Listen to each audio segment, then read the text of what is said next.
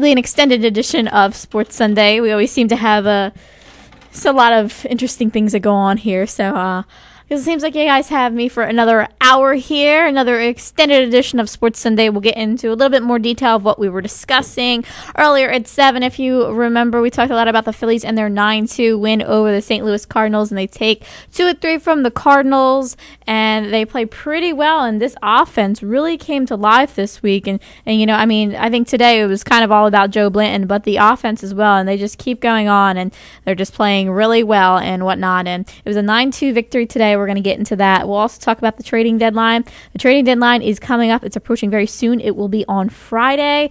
I think it's around 3 or 4. Usually it's around 4, I think. So deals will be going up until then. We'll talk about how the Phillies are still involved in the Roy Halladay deal, and we'll also talk about their rumored involvement in another pitcher they could possibly be interested in. Also go over the scores from around the league today and touch on the NBA. We'll talk a little bit about the Eagles and whatnot. So we're going to get started here in just a few minutes. We're going to play some music, and we will be right back here, and we'll start around the 9 o'clock hour here on Sports Sunday. Welcome back here for an extended edition of Sports Sunday here. I'm Christina Maxwell. It's 9 o'clock here, right here in Washington Township, New Jersey at WNJC. Thanks so much for tuning in tonight. Phone lines are open if you guys want to talk a little bit about the Phillies or anything else on your mind related to sports. The number is 856-227-1360, 856-227-1360. So where to begin? I guess we can just talk about the first place Philadelphia Phillies, because today they played very, very well, and there just seems like they're running away with this, and they even look like a better team than St. Louis. And, going into this series, you thought maybe the Cardinals would step up and win a lot of games just because of the fact that they acquired Julio Lugo this week, ended up getting Matt Halladay from the Oakland A's on Friday, ends up playing the next day. And, the Phillies just took 2 of 3 from them. And now they're 6.5 games up on the Atlanta Braves and the Florida Marlins, who are both tied at the same record. They're 10.5 in front of the New York Mets, and they just look like they're just cruising along. And if you look at the record, they're 56-40. This is their best mark they've been at all year long. So you can see that they're playing at their best of the ability. And going into today's weekend, on Friday, they lost the game on Friday.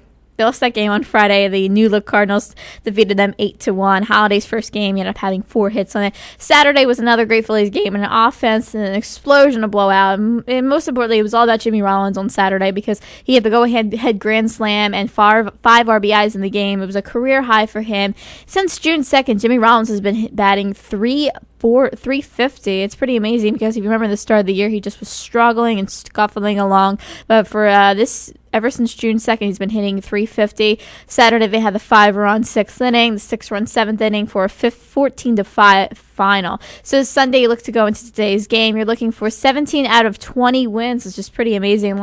Through this break, they've just played really well, and the last time they lost was on Friday, and looking for 2 games in a row for winning National League best 518 runs. That's a National League best. That's better than any team in the National League, and that's pretty incredible, because it shows you the great offense they have, and time after time they just score runs, and the Cardinals will have to deal with this great offense today. They did. Despite the moves that the Cardinals made, they have lost 4 of 6 games, and could have dropped out of first place today with a loss and a Chicago win. So they have to face Joe Blanton, who's taken the mound at 2.32 ERA in the month of July for Mr. Blanton. And Mr. Blanton, he's been just pitching really well. And this is the best I've seen him pitch ever since he got to the Phillies last year. And, he's had this great stretch that started just in beginning of July, when he pitched July 6th against the New York Mets, when he went that incredible 8 innings. Again, another 8-inning outing for him, and we'll discuss that. The Phillies had to deal with Todd Weldemeyer, who's 7-8 with a 5.68 ERA. He's been inconsistent.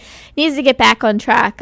In May, he went 4-2 with a 4.33 ERA, but since then, he's 2-4 with a 6.51 ERA. He's given up 5 runs in his last start against Houston. He's a guy that he gets a lot of guys on base. He got a lot of base runners on him. He got a lot of walks, a lot of hits. Just seems like the same old thing for him. And he's clearly the Cardinals' 5th starter at this point. The Phillies didn't have to face Adam Wainwright or Chris Carpenter in the series, so they got a little lucky. Kyle Lohse didn't have his best stuff on Saturday, and on Sunday they faced Joel Pinheiro, who's it's probably a great number 3 for them. He's a great ground ball pitcher, he is, but Waldemeier has just not been good for St. Louis, as you'll see today. Joe Blanton has had a lot of success against the Cardinals, only 2-0 lifetime with a 1.83 ERA. The Phillies went to St. Louis earlier this year, played a quick 2-game set there, and he was part of that sweep there. And he's been outstanding, as I said last month. He's getting his changeup to the lefties, which is making him so dominant. And it's making him one of the best pitchers in the National League over the last month. And he's becoming the ace for the Phillies at this point. And of course, Cole Hamels is. But just for this month, you can't give him enough credit. He's leading the Phillies in strikeouts and in innings pitched, which is pretty big. Jason Worth got the day off today. A lot of left-handers in this lineup. Worth gets the day off. Paul Bacco starts at catcher. Matt Stairs started in right field. And Kyle Waldemeier, he has a lot of trouble against left-handed pitchers. 11 home runs he has given up against them. Highest opponent batting average in the entire league. Like I said, a lot of base runners, as you'll see today. Top of the first inning, when Blanton up, Julio Lugo gets his 7th hit of the series with a 1-out double. Albert Pujols gets an opposite field base hit between Rollins and Felice. The runners are on the corner with 1 out. Holiday hits a sacrifice fly. The Cardinals make it 1-0. Bottom first inning, an 8-game hitting streak for Shane Victorino. He hits the ball to Schumacher. Schumacher couldn't even get to it even if he tried. So he's on. Utley gets in the way of Jason LaRue when Shane was attempting to steal second base. They call interference on Chase Utley. So when Chase Utley hits the ball to a long single to right field, Shane Victorino is unable to score because of the interference call. So the runners are on the corners for Ryan Howard. They have no shift on Howard right now. And like Tony La Russa always does with his guys, they're playing deep. You got deep outfielders. It doesn't matter who's up, they just constantly seem to be playing very, very deep, and Howard ends up hitting a really deep sac fly to center field, and the Phillies tie it up at 1 apiece.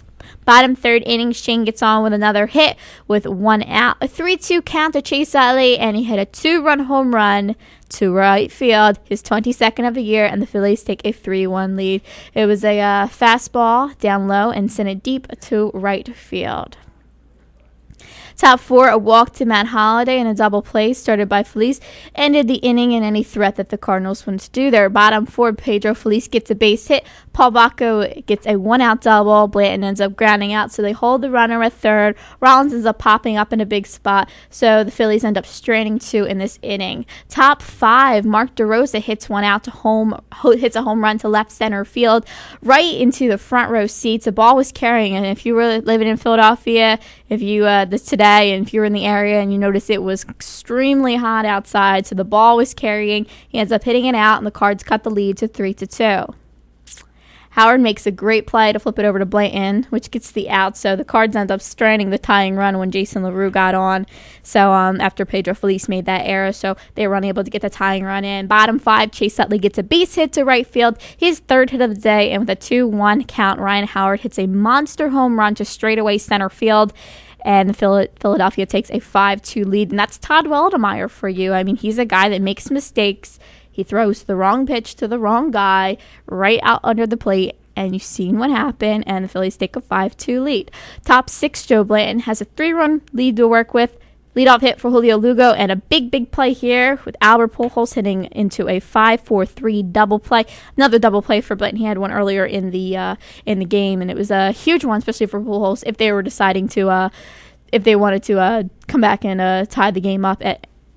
And then Albert Pujols, I have to tell you that they really did a good job on him this series. He's a guy they really contained. I don't know the numbers right now, but even in the whole season series against the Cardinals, the Phillies have kept Albert Pujols in check. He has not been a threat at all for them. Bottom 6, a 2-run home run to Jimmy Rollins. The ball was carrying, like I said, a very hot day. And poor Todd Waldemeier, if you've seen him out in the mound, he was just looking like an absolute mess. His clothes were just, his jerseys just all, like, you could see he was tugging on it. He's sweating profusely. He doesn't want to be out there, and I was really surprised that Tony La Russa kept him out there as long as he did, because he looked very uncomfortable out there. And his line is pretty awful. I'll bring his line up in a minute and discuss it, but he just looks so uncomfortable. At some point, you kind of felt bad for him. The next inning, Raul Ibanez hits another 2-run home run, so they had 4 2-run home runs in this game. Pretty incredible. Todd Waldemeier, as I said, his line was 5.5 innings, 11 hits, 7 runs. 5 of them were earned, 1 walk, 3 strikeouts, and the 3 home runs allowed. And he just kind of felt bad for him. And then, as I said, the Raul Ibanez home run, another run that the Cardinals gave up, and the final score is 9-2.